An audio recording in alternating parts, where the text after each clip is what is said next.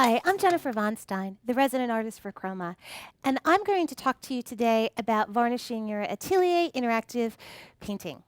Now, the first thing to know about varnishing an interactive painting is that you want to make sure that you've waited until your painting has cured.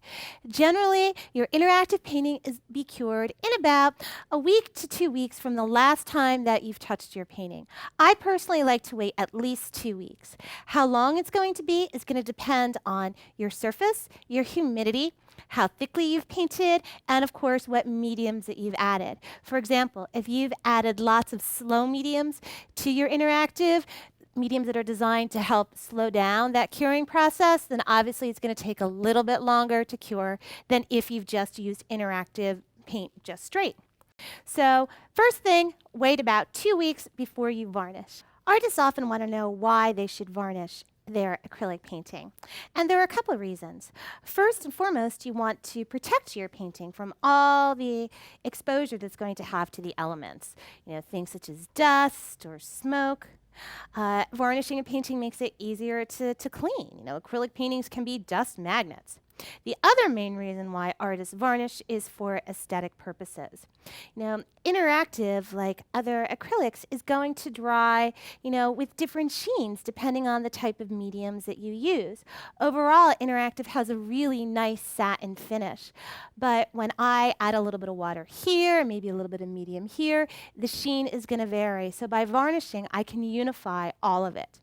So once I've applied my binder medium to help protect it, my next thing I want to do is let this dry, or in a case like this where I am in a studio situation, I'm just going to use my hair dryer and I'm going to dry this binder, and then I'm going to be able to apply the varnish. Okay, now that I've applied my isolation coat of binder and it's dry, I'm ready to proceed with the next step, with this varnishing. And I'm going to be using the Atelier Satin Medium Varnish for my varnish to bring out those colors of my nice darks and to really give it that satin finish, which is going to be very, very pleasing. Now, whenever you're using a water-based varnish, of course, you always want to read the directions, read the back of the label first, just to make sure you're following what you should do. And of course, if you're new to varnishing, you probably want to find an old or a failed painting and test this whole procedure first. Varnishing is not a difficult skill, but like with any technique, practice makes perfect. So I have some varnish put aside here in a little cup, and I'm going to use a nice soft brush when I apply a varnish. I have brushes that I have reserved specifically for varnishing, so I'm not going to use them with my painting.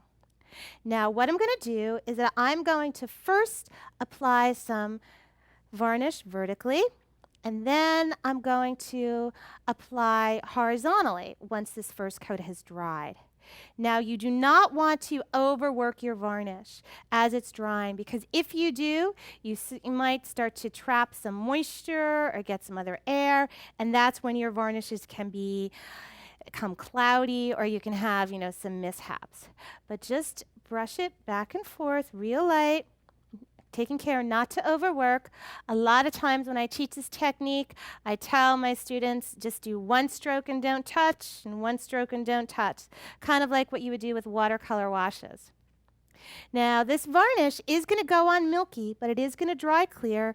It's also going to have a lot of self-leveling that's involved. So if you maybe see like some pools or whatnot, you can try and get them out quickly, as soon as you see them. But if it's starting to dry, just let it go. The reason I like to go horizontally or vertically the first time and then go horizontally is because varnishing is usually done best with multiple thin coats. You don't want to apply a really heavy coat of varnish all at once. Just do it a few times vertically, then horizontally, maybe even the direction of your major forms, of your major masses. That's all going to work really well. Now that I've applied my first coat of varnish vertically on this painting, I'm going to let this dry. I'm not going to force it dry with the hair dryer. That's not a good idea. Best just to let it dry on its own. Usually takes, an hour or so, depending on the humidity. So I'm going to let this sit up. Then I'm going to do another coat or two, and I'm going to show you the final painting, at the end. It's the next day, and I've applied a few more coats of the varnish. What I did once my first coat of satin medium varnish was dry is that I proceeded to just go in the opposite direction. By applying a second coat of varnish the opposite way, it allowed me to catch all those holidays or those spots where the varnish didn't take. I let that second coat dry, and then I applied a third one. Let that dry, and then I even applied a fourth coat of varnish. For that coat, that final coat, I ended up applying the varnish in the direction of my major masses, just to kind of give it a little bit more of an edge. What this satin varnish does, it helps bring out the rich colors, especially in my darks. In this area over here, in my back trees, I can see more of the warm violets. I can see some of the deeper blue greens. In my water area, it helped really bring out some of those yellows and the blues, and overall, it's given my painting a very, very pleasing finish. So I encourage you, when your paintings have cured, to consider varnishing your work to add that final protective layer, as well as to enhance the aesthetic sheen. For more information on varnishing and on interactive, please visit our website at www.chromaonline.com.